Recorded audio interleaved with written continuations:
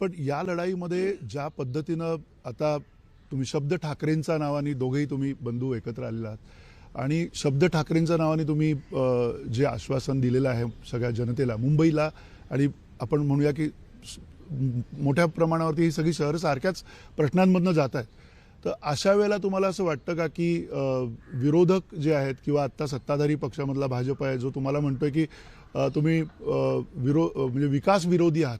याच्यात विकास विरोधाचा काय संबंध येतो? प्रश्न असा आहे, जर समजा ह्या लोकांनी विकास केला आहे तर लोकांना पैसे कशाला वाटतंय? 5-5 कोटी 10-10 कोटी देऊन तुम्ही फॉर्म मागे घ्यायला कशाला लावताय लोकांना? जर तुम्ही विकास केलायत ना, विकास विरोधी कोण आहेत मग? आत्ता एवढ्या सगळ्या आज क्लिप्स बाहेर येत आहेत. भाजपच्या पॅम्पलेटमध्ये, भारतीय जनता पक्षाच्या पॅम्पलेटमध्ये 5-5 हजार रुपये तुम्ही लोकांना प्रत्येक मताला वाटताय. येत आहेत कुठून पैसे? आणि जर तुम्ही विकास केला आहे तर मग पैसे का वाटताय? एवढा साधा प्रश्न आहे ना. आणि मी ज्या वेळेला समजा बोलतोय की बाबा काय गौतम अडाणीबद्दल बोलतोय, मी गौतम अडाणी हा माझा विषय नाही आहे. मी कालच म्हटलं या देशामध्ये उद्योगपती आले पाहिजेत, उद्योगपती वाढले पाहिजेत, या देशामध्ये पैसे आले पाहिजेत, लोकांना नोकऱ्या लागल्या पाहिजेत, लोकांच्या हातामध्ये पैसा खेळता असला पाहिजे.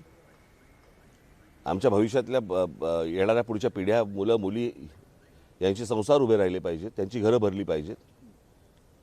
उद्योगपती नाकारणारा मूर्ख माणूस मी नाही आहे. परंतु एका उद्योगपतीवरती 10 वर्षामध्ये, फक्त 10 वर्षाच्या काळामध्ये एवढी मेहरबानी का झाली हे मला असं वाटतं देशाला कळलं पाहिजे. त्याच्यामुळे विकासाच्या आड येणारा मी माणूस नाही. आणि विकास बघायचा असेल तर मला असं वाटतं नाशिकमध्ये जाऊन एकदा फडणवीस आणि या लोकांनी बघावं, ज्याचं ते नंतर ते दत्तक घेऊन काहीतरी करणार होते, काही नाही झालं.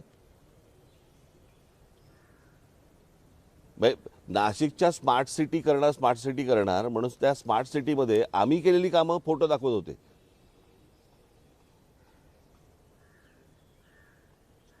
ह्यांनी काय नव्याने केलं ते तर सांगा मला.